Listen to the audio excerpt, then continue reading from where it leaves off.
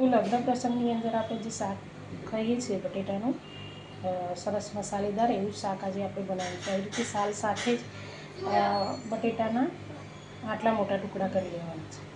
આપણે સ્ટવ ચાલુ કરીશું અને સ્લો ટુ મીડિયમ એની રાખીશું। હવે આટલું તેલ લીધું છે, તેલનું પ્રમાણ સહેજ વધારે આવશે। તો અહીંયા તેલ આવી ગયું છે, તો તેલની અંદર આટલી જીરું અને રાઈ નાખીશું।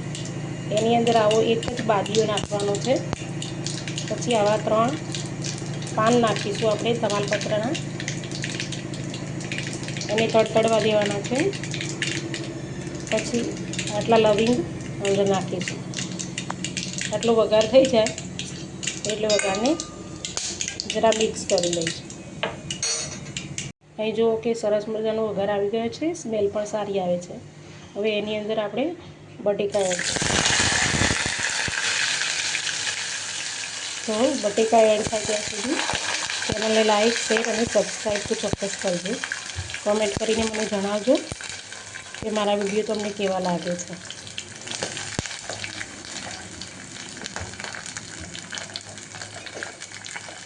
આ રીતે વઘાર કરી અને એની અંદર આ પ્રમાણે બધા મસાલા છે, એમાં કાશ્મીરી મરચું, હળદર, ધાણા જીરું અને મીઠું આપણે એડ કરીશું। આ રીતે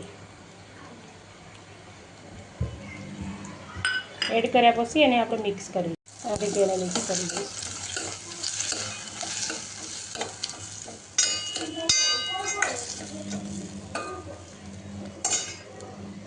આ રીતે શાકનો વઘાર થઈ ગયો છે।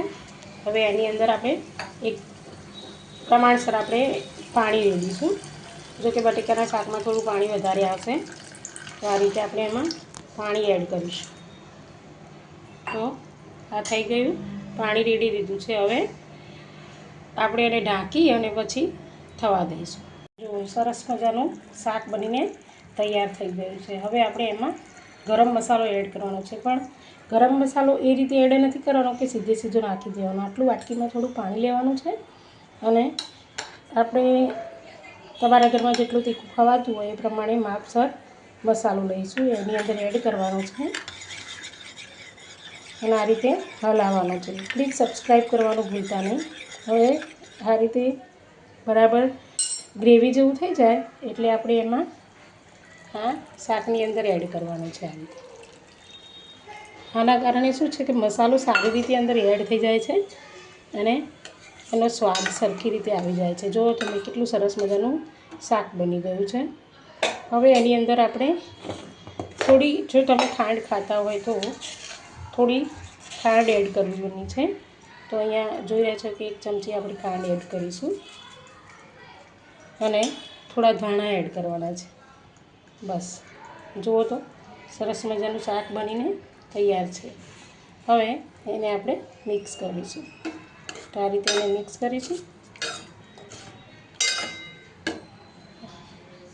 આ રીતે સરસ મજાનું શાક તૈયાર થઈ ગયું છે। હવે એને એકદમ ધીમા ગેસે થોડી વાર જ મૂકીશું આપણે, લગભગ 1-8 મિનિટ જેવું ઉપર રાખીશું એની ઉપર ઢાંકણ, અને પછી એને થવા દઈશું એટલે મસાલાનું અંદર ટેસ્ટ આવી જાય। તમે જોઈ શકો છો કેટલું સરસ મજાનું શાક બનીને તૈયાર થઈ ગયું છે।